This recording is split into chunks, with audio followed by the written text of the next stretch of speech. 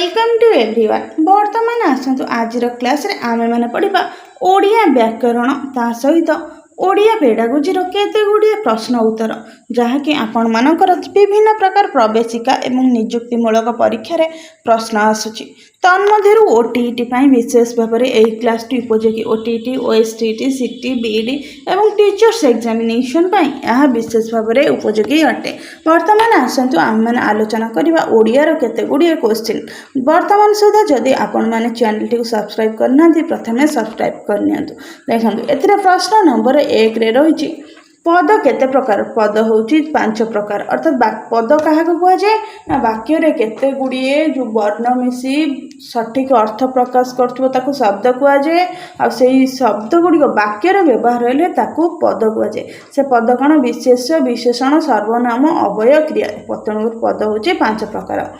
शब्द वाक्य व्यवहृत हेले ताकू कौन कहती। वाक्य व्यवहृत हेले वाक्यांश कहती अर्थात वाक्यर अंश कहूँ वाक्यांश बोली कहुए। जो पद कौन नाम को प्रकाश करे ताकू की पद कहती विशेष्य पद कहती।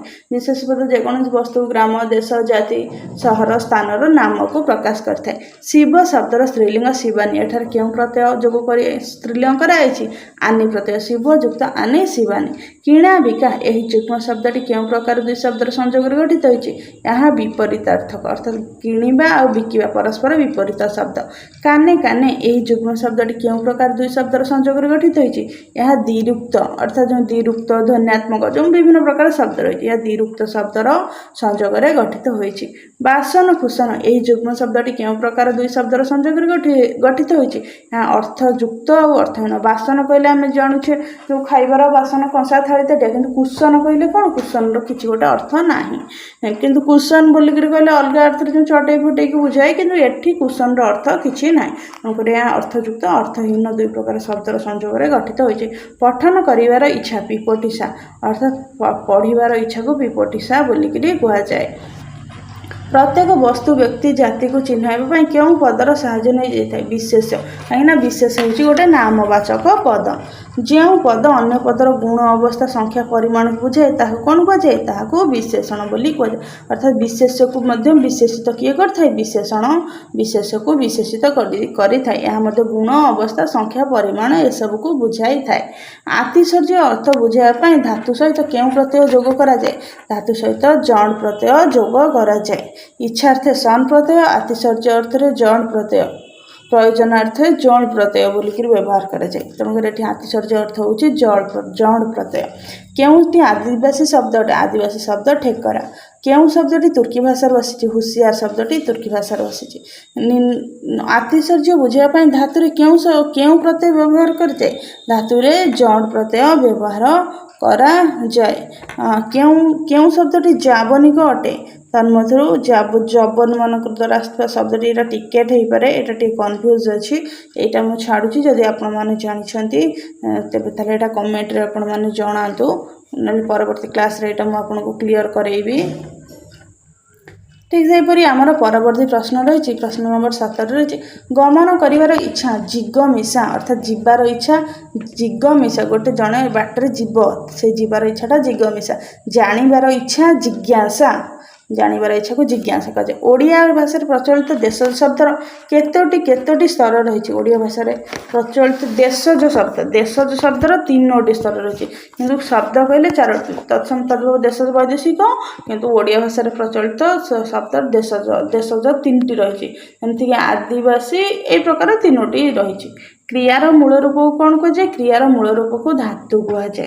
क्योंटी भिन्न धर्मी शब्द अटे एठारे बासन कुशन यह हूँ अर्थयुक्त अर्थहीन। निम्नोक्त मध्य क्योंटी भिन्न धर्मी शब्द अटे तमाशा तमाशा हूँ अंधार को तमाशा अंधार को बुझाए किंतु ये सब गोटे गोटे प्रकार इच्छा को बुझाए। जिज्ञासा जानिबार इच्छा पढ़िबार इच्छा पीबार इच्छा पिपासा पढ़िबार इच्छा जो पिपटिसा जी जानिबार इच्छा जिज्ञासा किंतु तमाशा कहले अंधार को बुझाए। जो वस्तुर व्यक्तिर संख्या जना पड़े कौन कहे वचन कहुए। वचन कहले एक वचन द्विवचन बहुवचन एमती जोटा संख्या जना पड़े ताकू वचन बोलिक कहुए। आरिसा यह क्यों शब्द आरिसा हूँ आरिसा शब्दटी आमर এই ଶବ୍ଦ ଗୁଡ଼ିକର ଯେଉଁ ଉତ୍ତର ରହିଛି ଟିକେ କନଫ୍ୟୁଜ୍ ରହୁଛି ତ ଏଇଟା ଆପଣ ଜାଣିଥିବେ କମେଣ୍ଟରେ ଜଣାନ୍ତୁ। ପର୍ଟିକୁଲାର ଶବ୍ଦ ଉପରେ ମୁଁ ଆଉ ଗୋଟେ କ୍ଲାସ୍ ଆଣିବି। ଓଡ଼ିଆରେ ବଚନ କେତେ ପ୍ରକାର? ଓଡ଼ିଆରେ ବଚନ 2 ପ୍ରକାର, ଏକବଚନ ବହୁବଚନ, କିନ୍ତୁ ଇଂରାଜୀରେ 3 ପ୍ରକାର, first person, second person and third person. I U ହେଉଛି ସେକେଣ୍ଡ ପର୍ସନ୍, ଉଇ ହେଉଛି ମାନେ ଥାର୍ଡ଼ ପର୍ସନ୍। ଏସବୁ ଯେଉଁ 3ଟା ଅଛି ଇଂଲିଶରେ ପଢ଼ିଲେ ଆମେ ଜାଣିବା। ଗଠନ ଦୃଷ୍ଟିରୁ ଶବ୍ଦକୁ କେତେ ଭାଗରେ ବିଭକ୍ତ କରାଯାଇଛି? 4 ଭାଗରେ, ତତ୍ସମ ତଦ୍ଭବ ଦେଶଜ ବୈଦେଶିକ। ଓଡ଼ିଆ ଶବ୍ଦ ଭଣ୍ଡାରକୁ କେତେ ଭାଗରେ ବିଭକ୍ତ କରାଯାଇଛି? 4 ଭାଗରେ, କିନ୍ତୁ ଦେଶଜ ଭାଷାକୁ ହେଲେ 3 ଭାଗରେ। ଓଡ଼ିଆ ଶବ୍ଦ ଭଣ୍ଡାର 4 ଭାଗରେ। ଯେଉଁ ପଦ ଲିଙ୍ଗ ବଚନ କାରକ ବିଭକ୍ତି ଭିତରେ ପରିବର୍ତ୍ତିତ ହୁଏ ନାହିଁ ତାକୁ କି ପଦ କହନ୍ତି? ଅବ୍ୟୟ ପଦ କହନ୍ତି।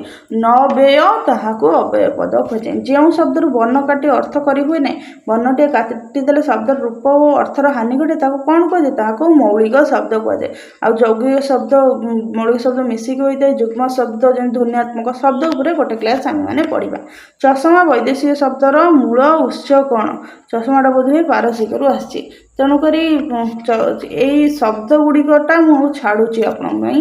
ଶବ୍ଦ ଗୁଡ଼ିକଟା ପର୍ଟିକୁଲାର ଆମେ ଗୋଟେ କ୍ଲାସ୍ରେ ପଢ଼ିବା। ବାକ୍ୟରେ ଯେଉଁ ପଦ ଗୁଡ଼ିକ କର୍ତ୍ତାର ପଦ ଗୁଡ଼ିକ କର୍ତ୍ତାର ପୁରୁଷ ଓ ବଚନ ଅନୁସାରେ ଏବଂ ଘଟଣାର କାଳ ଅନୁସାରେ ରୂପ ପରିବର୍ତ୍ତନ କରି ତାକୁ କ'ଣ କୁହନ୍ତି? ତାହାକୁ କ୍ରିୟାପଦ କୁହନ୍ତି। କ୍ରିୟା ବର୍ତ୍ତମାନ ସମୟ, ଅତୀତ ସମୟ, ଭବିଷ୍ୟତ ସମୟ, ଯାଏ, ଯାଉଛି, ଯାଉଥିଲି, ଯାଉଥିବି, ଏହା କ'ଣ ହୁଏ? ସମୟ କର୍ତ୍ତାର ପଦ ଗୁଡ଼ିକ କର୍ତ୍ତାର ପୁରୁଷ ବଚନ ଅନୁସାରେ ଏହାର ପରିବର୍ତ୍ତନ ହୁଏ। ଏଇ ପଦ ତାହାକୁ କୁହାଯାଏ କ୍ରିୟାପଦ। ଭାଷା କାହାର ମାଧ୍ୟମ ଅଟେ? ଭାବ ବିନିମୟ। ମଣିଷର ଯେଉଁ ଭାବ ଥାଏ ମନ ଭିତରେ ତାହାକୁ ବିନିମୟ କରିଥାଏ ଭାଷା। ଓଡ଼ିଆ ଭାଷାରେ ବ୍ୟବହୃତ କେତେକ ଶବ୍ଦର ମୂଳ ଉତ୍ସ ସଂସ୍କୃତ ଶବ୍ଦରେ ରହିଛି। ଏଗୁଡ଼ିକୁ କେଉଁ ଶବ୍ଦ କୁହାଯାଏ? ଏଗୁଡ଼ିକୁ ତତ୍ସମ ଶବ୍ଦ। ପ୍ରଥମ ହେଉଛି ଯେଉଁଟା ପୁରାପୁରି ସଂସ୍କୃତ ଯାହା ସେଇଆ, ଯେମିତି ନଦୀ, କିନ୍ତୁ ନଈର ନଈ ହେଇଗଲେ କ'ଣ ହେବ? ତାହା ତଦ୍ଭବ ହେଇଯିବ। ନଦୀଟା ହେଉଛି ସଂସ୍କୃତ ତତ୍ସମ ଶବ୍ଦ, ଆଉ ତଦ୍ଭବ ହେବ ନଈ। ତେଣୁକରି ଏହାର ଉତ୍ତର ହେବ ତଦ୍ଭବ। ଏମିତି ଏଗୁଡ଼ିକ କେଉଁ ଶବ୍ଦ କୁହାଯାଏ? ଶବ୍ଦର ମୂଳ ଉତ୍ସ। ଆର ମୂଳ ଉତ୍ସଟା ତତ୍ସମରେ ସଂସ୍କୃତରେ ରହିଛି, କିନ୍ତୁ ତା ଦେହରେ ଉଦ୍ଭବ, ତାହା ହେବ ତଦ୍ଭବ। ବ୍ୟାକରଣରେ ଧାତୁ କହିଲେ କ'ଣ ବୁଝାଏ? ଧାତୁ କହିଲେ କ୍ରିୟାର ମୂଳପିଣ୍ଡକୁ ଧାତୁ ବୋଲି କୁହାଯାଏ। ବାକ୍ୟରେ ସମାପିକା କ୍ରିୟା କାହାର ଅଧୀନ? ବାକ୍ୟରେ ସମାପିକା କ୍ରିୟା କର୍ତ୍ତାର ଅଧୀନ। ଯେମିତି କର୍ତ୍ତାର ଅଧୀନ ନୁହେଁ, ସମାପିକା କ୍ରିୟା। କର୍ତ୍ତା କ୍ରିୟା ଏଠି ନାହିଁ, କ୍ରିୟାର ଅଧୀନ। ମୁଁ ଯାଉଛି, ମୁଁ ଖାଉଛି, ମୁଁ ଗଲି, ତେଣୁକରି ଏଠି ଆମେ ଜାଣିଲେ ଏହା କର୍ତ୍ତାର ଅଧୀନ। ଏଗୁଡ଼ିକ ମୁଁ ଠିକ୍ ଚିହ୍ନ ଯେଉଁଟା ନ ମାରିଛି ସେଗୁଡ଼ିକ ଟିକେ କମ୍ପ୍ଲିକେଟେଡ଼ କ୍ୱେଶ୍ଚିନ୍ ଅଛି, ସେଥିପାଇଁ ଠିକ୍ ଚିହ୍ନ ମାରିନି, କିନ୍ତୁ ଏହାର ଆନ୍ସର ଅଛି। କେଉଁଟି ଅସମାପିକା କ୍ରିୟା? ଅସମାପିକା କ୍ରିୟା ହେଉଛି ଯାଉ, ଅର୍ଥାତ୍ ଗୋଟେ ସେ ଅଧାରେ ଯାଉଛି, ଅଧାରେ ଅଛି, କ୍ରିୟାଟି କାର୍ଯ୍ୟଟି ସରିନି, କିନ୍ତୁ ଗଲା ଭାରି, ଯାଉଛି, ଯିବ, ଭବିଷ୍ୟତ, ଯିବ କିନ୍ତୁ ଯାଉ, ଅର୍ଥାତ୍ ମଝାମଝି ଅଛି। ଯେଉଁ ଶବ୍ଦରୁ ବର୍ଣ୍ଣ କାଟି ଅର୍ଥ କରି ହୁଏ ନାହିଁ, ବର୍ଣ୍ଣଟିଏ କାଟିଦେଲେ ଶବ୍ଦର ରୂପ ଓ ଅର୍ଥର ହାନି ଘଟେ, ତାକୁ କ'ଣ କୁହାଯାଏ? ତାହାକୁ ମୌଳିକ ଶବ୍ଦ କୁହାଯାଏ। ବାସନକୁସନ ଏହି ଯୁଗ୍ମ ଶବ୍ଦଟି କେଉଁ ପ୍ରକାର ଶବ୍ଦର ସଂଯୋଗରେ ଗଠିତ? ଅର୍ଥଯୁକ୍ତ, ଅର୍ଥହୀନ। ପଠନ କରିବାର ଇଚ୍ଛା, ପିପଟିସା। এইটা ଆମେ ପଢ଼ିଥିଲେ, ସେମ୍ କ୍ୱେଶ୍ଚିନ୍ ଆସିଗଲା। କିଛିଟା କ୍ୱେଶ୍ଚିନ୍ ଅଲଗା ଅଛି। ଆତିଶଯ୍ୟ ଅର୍ଥ ବୁଝିବା ପାଇଁ ଧାତୁ ସହ କେଉଁ ପ୍ରତ୍ୟୟ ଯୋଗ କରାଯାଏ? ଜଡ଼ ପ୍ରତ୍ୟୟ। କ୍ରିୟାର ମୂଳ ରୂପକୁ ଧାତୁ କୁହାଯାଏ। ଯେଉଁଥିରୁ ବସ୍ତୁର ବ୍ୟକ୍ତିର ସଂଖ୍ୟା ଜଣାପଡ଼େ ତାହାକୁ ବଚନ କୁହାଯାଏ। କେଉଁଟି ଭିନ୍ନଧର୍ମୀ ଶବ୍ଦ? ଏଇଟା ହେଉଛି ସୁଖ, ଦୁଃଖ, କିଣା ବିକା, ଭଲ ମନ୍ଦ, ଏଇଟା ପରସ୍ପର ବିପରୀତାବର୍ତ୍ତକ ଶବ୍ଦ। ଧନରତ୍ନ ସମାର୍ଥବୋଧକ ଶବ୍ଦ। ଆତିଶଯ୍ୟ ବୁଝିବା ପାଇଁ ଧାତୁରେ ଜଡ଼ ପ୍ରତ୍ୟୟ ହୁଏ। ଓଡ଼ିଆର ବଚନ, ଓଡ଼ିଆରେ এটা ভুল ମାରିଦେଇଛି। ଓଡ଼ିଆରେ ଠିକ୍ ଅଛି। ଓଡ଼ିଆରେ ବଚନ 2 ପ୍ରକାର, ଏକବଚନ, ବହୁବଚନ। କିଣା ବିକା ଯୁଗ୍ମ ଶବ୍ଦଟି କେଉଁ ପ୍ରକାର ଶବ୍ଦ? ବିପରୀତାର୍ଥବୋଧକ ଶବ୍ଦ। ଗମନ କରିବାର ଇଚ୍ଛା, ଜିଗ, ମିଶା। କେଉଁଟି ଭିନ୍ନଧର୍ମୀ ଶବ୍ଦ? ବାସନ, କୁସନ। ଏଇଟା ସମ୍ପୂର୍ଣ୍ଣ ଭାବରେ ବାସନ କୁସନ ତ ଆମେ ଜାଣିଛେ, ଅଲଗା ପ୍ରକାର ଶବ୍ଦଟା ଅର୍ଥଯୁକ୍ତ, ଅର୍ଥହୀନ। କାନେ କାନେ, ଏଇ ଯୁଗ୍ମ ଶବ୍ଦଟି କେଉଁ ପ୍ରକାର 2 ଶବ୍ଦର ସଂଯୋଗରେ ଗଠିତ? ଏହା ସମାର୍ଥକ, ଅର୍ଥାତ୍ ସମାନ ଅର୍ଥବୋଧକ ଶବ୍ଦର ସଂଯୋଗରେ ଗଠିତ। ଏହି ଶବ୍ଦକୁ କୁହାଯାଇଥାଏ କାନେ କାନେ। ନିମ୍ନୋକ୍ତ ମଧ୍ୟରୁ କେଉଁଟି ଭିନ୍ନଧର୍ମୀ ଶବ୍ଦ ଅଟେ? ତମାଶା। ଏଇଟା ଆମେ ପଢ଼ିଲେ। ଜ୍ଞାପିତ, ଏହାର ମୂଳ ଧାତୁ କ'ଣ? ଜ୍ଞା, ଯୁକ୍ତ ପି, ଜ୍ଞାପିତ। ଏଟା ଜ୍ଞା ହେଉଛି ଏହାର ମୂଳ ଶବ୍ଦ। କହି ବୋଲି ପାରେ ଯେ ପଚା ଚିଙ୍ଗୁଡ଼ି ବିକେ ସେ। ସମାର୍ଥକ ଦୁଇ ପଦ ସଂଯୋଗ ଅର୍ଥ ଯୁଗ୍ମ ଶବ୍ଦଟି ହଣାହଣି। ଦ୍ବିରୁକ୍ତ ଶବ୍ଦ କାନେ ଏକା ପରିକା ଯେଉଁ ଶବ୍ଦ। ବାକ୍ୟର ଆରମ୍ଭରେ କିଏ ରୁହେ? ପଦରେ କର୍ତ୍ତା ରୁହେ। ବାକ୍ୟର ଆରମ୍ଭରେ କର୍ତ୍ତା ସବୁବେଳେ ରୁହେ। ଯେମିତି ମୁଁ ଯାଉଛି, ତୁମେ ଖାଉଛ, ତେଣୁକରି ବାକ୍ୟର ଆରମ୍ଭରେ କର୍ତ୍ତା ରହୁଛି। ବାକ୍ୟରେ ସମ୍ବୋଧିତ ପଦ ପୂର୍ବରୁ କେଉଁ ପଦ ବସେ? କ୍ରିୟାପଦ ବସେ। ସନ୍ ପ୍ରତ୍ୟୟ ନିଷ୍ପନ୍ନ ପଦକୁ ସନନ୍ତ କହନ୍ତି। ଜଡ଼ ପ୍ରତ୍ୟୟ ନିଷ୍ପନ୍ନ ପଦକୁ ଜଡ଼ନ୍ତ। ନିଜ ପ୍ରତ୍ୟୟ ନିଷ୍ପତ୍ତି ପଦକୁ ନିଯତ କୁହାଯାଏ। ଇଚ୍ଛାର୍ଥେ ସନ୍ ପ୍ରତ୍ୟୟ, ଆତିଶଯ୍ୟ ଜଣ ପ୍ରତ୍ୟୟ, ପ୍ରୟୋଜନାର୍ଥରେ ନିଜ ପ୍ରତ୍ୟୟ। ଶୁଣିବାର ଅର୍ଥ ଶୁଶ୍ରୂଷା, କିନ୍ତୁ ଏ ଯେଉଁ ଶୁଶ୍ରୂଷା ହେଉଛି ଏଟା ସେବା କରିବା। ବାକ୍ୟରେ ଯେତେବେଳେ ଅଧିକରଣ କାରକ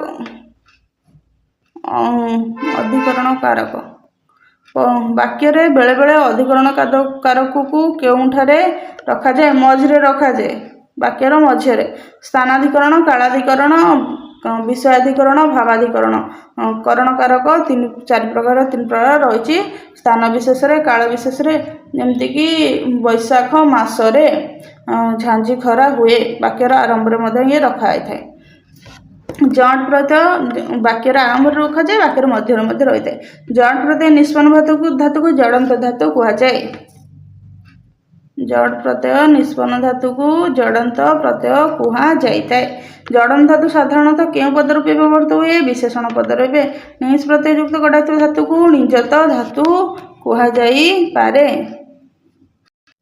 ଠିକ୍ ସେହିପରି 62 ନମ୍ବର ପ୍ରଶ୍ନ ରହିଛି। ବାକ୍ୟରେ ବେଳେବେଳେ ଅଧିକରଣ କାରକ ପଦକୁ କେଉଁଠାରେ ରଖାଯାଏ? ବାକ୍ୟର ଆରମ୍ଭରେ। ଗୁରୁତ୍ୱ ଆରୋପକ ପାଇଁ ଯେକୌଣସି ପଦ ବାକ୍ୟର କେଉଁଠାରେ ବସେ? ବାକ୍ୟର ଶେଷରେ ମଧ୍ୟ ବସିଥାଏ। ବାକ୍ୟର ଗୁରୁତ୍ୱ ଆରୋପଣ ପାଇଁ ଥିବା ବାକ୍ୟାଂଶ କେଉଁଠାରେ ବସିପାରେ? ବାକ୍ୟର ଆରମ୍ଭରେ ବସିପାରେ। ସମସ୍ତ ବାକ୍ୟର ସମାପିକା କ୍ରିୟାଯୁକ୍ତ ଅଂଶଟିକୁ କ'ଣ କୁହାଯାଏ? ବାକ୍ୟାଂଶ କୁହାଯାଏ। କାହିଁକି ନା ସମାପିକା କ୍ରିୟାର ଅଂଶକୁ ବାକ୍ୟାଂଶ ବୋଲି ମଧ୍ୟ କୁହାଯାଏ, ଉପବାକ୍ୟ ନୁହେଁ। ସର୍ବନାମ ପଦର ପରିବର୍ତ୍ତନ କେଉଁଥିରେ ହୁଏ ନାହିଁ? ସର୍ବନାମ ପଦର ପରିବର୍ତ୍ତନ ଯେଉଁଟା ଲିଙ୍ଗ, ବଚନ, ବିଭକ୍ତି ଯେଉଁଟା ଥାଏ ସେଥିରେ ଅବୟର ପରିବର୍ତ୍ତନ ହୁଏ ନାହିଁ। ଯଦି ସର୍ବନାମ ଯେଉଁ ପଦ ରହିଛି ସେଇ ପଦର ପରିବର୍ତ୍ତନ ଲିଙ୍ଗ ଭିତ୍ତିରେ ପରିବର୍ତ୍ତନ ହୁଏ ନାହିଁ। ଯାହା ଥାଏ ସେୟା ରୁହେ। ବ୍ୟାକରଣ ସର୍ବନାମ ପଦ ନଥିଲେ କ'ଣ ଅସୁନ୍ଦର ହୋଇଥାନ୍ତା ବା ଅସୁବିଧା ହୋଇଥାନ୍ତା? ଭାଷା ଅସୁନ୍ଦର ହୋଇଥାନ୍ତା। କେଉଁଠି ଗୋଟେ ମୌଳିକ ବର୍ଣ୍ଣର ଉଦାହରଣ ନୁହେଁ। ପ୍ରତାପ, ପ୍ରଯୁକ୍ତ, ତାପ ମିଶିଛି। ଏଟା ଦୁଇଟା ଶବ୍ଦ ଆଉ ପ୍ରତ୍ୟୟ ମିଶିଛି, କିନ୍ତୁ ଧଳା, ଗଛ, ବହି ଏ ଗୋଟେ ମୌଳିକ ବର୍ଣ୍ଣ। କ୍ରିୟାପଦ ମୂଳ ରୂପକୁ ଧାତୁ କହନ୍ତି। ପୁଲ୍ଲିଙ୍ଗକୁ ସ୍ତ୍ରୀଲିଙ୍ଗ କଲାବେଳେ ଅନେକ ସ୍ଥଳରେ କ'ଣ ଯୁକ୍ତ ହୋଇଥାଏ? ଅନେକ ସ୍ଥଳରେ ପ୍ରତ୍ୟୟ ଯୁକ୍ତ ହୋଇଥାଏ। ଜନକର ସ୍ତ୍ରୀଲିଙ୍ଗ ରୂପଟି କ'ଣ? ଜନକର ସ୍ତ୍ରୀଲିଙ୍ଗ ରୂପଟି ହେଉଛି ଜନନୀ। ଯେପରି ପିତାର ମାତା, ସେପରି ଜନକର ଜନନୀ। ଶବ୍ଦ ଓ ପଦ ମଧ୍ୟରେ ପାର୍ଥକ୍ୟ କ'ଣ? ଶବ୍ଦ ବିଭକ୍ତି ଯୁକ୍ତ ନୁହେଁ, କିନ୍ତୁ ପଦ ହେଉଛି ବିଭକ୍ତି ଯୁକ୍ତ ଅଟେ। ଯେଉଁ ଶବ୍ଦର ଗୋଟିଏ ଅଂଶ ବା ଗୋଟିଏ ଅକ୍ଷର ବାଦ ଦେଲେ ଶବ୍ଦର ଅର୍ଥ ନିଘଟେ ତାକୁ କ'ଣ କୁହାଯାଏ? ତାହାକୁ ଅର୍ଥହୀନ ଶବ୍ଦ କୁହାଯାଏ। ଯେଉଁଥିରୁ ବସ୍ତୁର ବା ବ୍ୟକ୍ତିର ସଂଖ୍ୟା ଜଣାପଡ଼େ ତାହାକୁ କ'ଣ କୁହାଯାଏ? ଯେଉଁଟା ରହିଛି ଆମର ବସ୍ତୁ ବା ବ୍ୟକ୍ତି ରହିଛି ତା ଦେହରୁ ଯେଉଁ ସଂଖ୍ୟାଟା ଯେଉଁଥିରୁ ଜଣାପଡ଼େ ତାହାକୁ ଏଇଟା ଯେଉଁ ରହିଛି ଆପଣଙ୍କର ଏଇଟା ଭୁଲ ସମ୍ପୂର୍ଣ୍ଣ କୋଶ୍ଚିନ୍ଟା ଏଠି ଆପଣଙ୍କର ଭୁଲ ଦେଇଛି। କାରକ ବିଭକ୍ତି ପୁରୁଷ 3ଟା ଅଛି, କିନ୍ତୁ କୋଶ୍ଚିନ୍ଟା ପ୍ରିଣ୍ଟ ଭୁଲ ଅଛି। ଏଇଟା ଏଠି ରହିବ ନାହିଁ। ଏଠି ପ୍ରଶ୍ନ ରହିବା କଥା ଏମାନଙ୍କ ମଧ୍ୟରୁ କେଉଁଟି ନୁହେଁ, କେଉଁଟି ଆମର ପଦର ଅନ୍ତର୍ଭୁକ୍ତ ନୁହେଁ। ତେଣୁକରି ଏଇଟା ହେବ କଠିନ। ଏଠି କୋଶ୍ଚିନ୍ର ପ୍ରିଣ୍ଟଟା ଆପଣଙ୍କର ଭୁଲ ଦେଇଛି। ଯେଉଁ ଶବ୍ଦର ପୂର୍ବରେ ବା ପରେ ଆଉ ଏକ ରୂପ ସଂଯୋଗ କରାଯାଏ ଏକ ନୂଆ ଶବ୍ଦ ଗଠିତ ହୋଇ ତାକୁ କ'ଣ କୁହାଯାଏ? ତାହାକୁ ପ୍ରତ୍ୟୟଯୁକ୍ତ ଶବ୍ଦ କୁହାଯାଏ। ଯେଉଁ ପଦ ଅନ୍ୟ ପଦ ପରିବର୍ତ୍ତେ ବ୍ୟବହୃତ ହୁଏ ତାହାକୁ ସର୍ବନାମ। ଅର୍ଥାତ୍ ଯେମିତି କୁହାଯାଏ ରାମ ପାଇଁକି ସେ, ରାମ ଓ ସୀତା ସେ ଦୁଇ ଜଣଙ୍କ ପାଇଁ ସେମାନେ ବ୍ୟବହାର କରାଯାଏ। ତାହା କ'ଣ କୁହାଯାଏ? ସର୍ବନାମ ପଦ କୁହାଯାଏ। ଏଗୁଡ଼ିକ ହେଉଛି ସର୍ବନାମ ପଦ। ଗୋଟେ ନାଁ ବଦଳରେ ଯେଉଁ ପଦ ବ୍ୟବହୃତ ହୁଏ ତାହାକୁ ସର୍ବନାମ ପଦ କୁହାଯାଏ। ଶବ୍ଦ ଗୁଡ଼ିକ ଆହରଣ ଦୃଷ୍ଟିରୁ କେତେ ଶ୍ରେଣୀରେ ବିଭକ୍ତ? ଶବ୍ଦ ଗୁଡ଼ିକ ଆମର ରହିଛି ତତ୍ସମ, ତଦ୍ଭବ, ଦେଶଜ, ବୈଦେଶିକ। ସର୍ବନାମ ପଦ ବିଭକ୍ତି ଯୁକ୍ତ ହେଲେ ତାର କି ପରିବର୍ତ୍ତନ ଘଟେ? सर्वनाम पदटा जो विभक्तियुक्त हुए ताहार रूपरे परिवर्तनटा घटी थाए तार भाव में परिवर्तन अनुभव होता है। ये सब गोटे गोटे क्वेश्चन अच्छी पूरा डिफिकल्ट क्वेश्चन आपण मानकर निम्नोक्त शब्द मान मध्य तत्सम शब्द केउटी पाठटी तत्सम शब्द वाक्यर गठनात्मक रूप केते भागे विभक्त 5 भाग में विशेष विशेषण सर्वनाम अवयव क्रिया शब्दर मूलपिंड को धातु कहुए वाक्यर प्रकारात्मक रूप केते भागे विभक्त 4 भाग में गठित वाक्यर रूप दृष्टि डैश दृष्टि निर्धारित हुए पद संगति दृष्टि गोटे मात्र समाप्य क्रिया वाक्य को सरल वाक्य बोलिकी कहुए वाक्यर रूप केते भाग में विभक्त 5 भाग में बापा बाजार को जाई माछ आनिले बापा बाजार को जाई माछ आनिले यह हूँ गोटे यौगिक वाक्य जाई जाई बोलिकी मझे अच्छी कि बापा बाजार को तारे माछ आनिले ये कौन गोटे असमापिका रोचे कि मझे संयुक्त रोचे तेणुक यहाँ आपणकर कौन हम यहाँ आपंकर यज्ञ वाक्य हवा कथा किंतु आंसर रही सरल वाक्य ये प्रश्न आंसर यदि आप सठिक क्लीयर अच्छे मत कमेंट मध्यम जनइबे किंतु सूत्र अनुसार आम जानूचे जे यौगिक हो पारे किंतु ए प्रकार सरल वाक्य रही बापा बाजार को जाए माछ आनिले जेहेतु ये गोटे समापिका क्रिया रही तेणुक यहाँ सरल वाक्य हम बापा बाजार को जाए माछ आनिले वाक्य पदान्वयी अव्यय पद विशेष पद पर बसे फेरंता कृदंत शब्द धातु के फेर युक्त अंता वाक्य नाही पद केउठारे बसे क्रियापद पूर्वर पाउना कृदंत पदर धातु केउठी पा युक्त उणा पाउना वाक्य न केउठारे बसे क्रियापद पूर्वर अर्थात न जीव न खाइब खाइब नाही किंतु एठरे क्रियापद पूर्वर बसे रही आपण मानकर किंतु स्थल विशेष क्रियापद पर बसे जमती खाइब नाही किंतु न अंच अण यही पद सब नहीं न पद क्रियापद पूर्वर बसे जत्न कृदंत पदर क्यों प्रत्यय होइछि न पदरे कृदंत पद होइछि कहती कृदंत पदर प्रत्यय कोठी अंति प्रत्यय वाक्य करण कारक पदर क्योंठारे बसे परे कर्ता कर्म करण संप्रदान अपदान अधिकरण यही प्रकार आमर विभिन्न प्रकार पद रही कर्म पद परे बा पूर्वर करण कारक बसी थाए कर्ता कृदंत पदर क्यों प्रत्यय युक्त होती त्रु प्रत्यय क्रू युक्त तु कर्ता मंतव्य कृदंत पदर प्रत्यय कौटी मन युक्त तव्य मंतव्य बाजेणी कृदंत पदर बाजेणी कृदंत पदर धातु क्योंटी बाज युक्त एणी क्षेत्र शब्दर व्यवहृत धातु खी युक्त त्र क्षेत्र कृत प्रत्यय निष्पन्न पद को कृदंत खोजे त्याग त्यज युक्त त्याग यह कि प्रकार शब्द यह निजत पद संस्कृत धातु त्याग त्यज युक्त त्यज गोटे हूँ आपण मानकर गोटे धातु जेहेतु तेणुक ये उत्तरटा हम अलग हम ये उत्तरटा हम कृदंत पद मुझे भूल आंसर माने टिक कर देछि यहाँ आपणकर कृदंत पद हेब। परवर्ती प्रश्न होची संस्कृत धातु सृष्ट कृदंत पद को कौन कहुए तत्सम पद कहुए जहाँ दानर योग्य दातव्य अर्थात जहाँ दान कर योग्य ताहाकू दातव्य कहुए लाभ कर इच्छा लिप्सा मौलिक ओडिया धातु स्पष्ट कृदंत पद को क्या पद कहुए कृत युक्त अंत जो कृदंत पद रही कौन कहुए तत्सव देशज पद त्यागी कृदंत पदर धातु कौटी त्यज युक्त मुक्ति पाइबा इच्छा मुमुक्षा मुक्ति पाइबा इच्छा मुमुक्षा मरण कृदंत पदर क्यों प्रत्यय युक्त होती अण प्रत्यय भूषण कृदंत पदर धातुटी किए भूष भूष युक्त अण भूषण नियंता कृदंत पदर धातु कौटी नि युक्त अंता नियंता गोटे सर्प एठार धातुटी लेख श्रुप युक्त सर्प एटा थिला आपण मानकर ओटीटी ओएसटीटी सीटी बीडी एवं ओडिशा सरकार द्वारा परिचालित करा विभिन्न प्रवेशिका एवं नियुक्तिमूलक परीक्षा निमंते ओडिया व्याकरणर केते गुड़िए आपण मानकर सिलेक्टेड क्वेश्चन क्लास भल लगी वीडियो लाइक करेंगे चैनल टी को सब्सक्राइब करेंगे परवर्ती क्लास रे आमे अन्य क्लास एवं एमसीक्यू वीडियो रे आनिबो जोटा कि आपण मानकर समस्त प्रकार एग्जाम उपयोगी हो पारिबो चैनल टी को निश्चय सब्सक्राइब करंतु।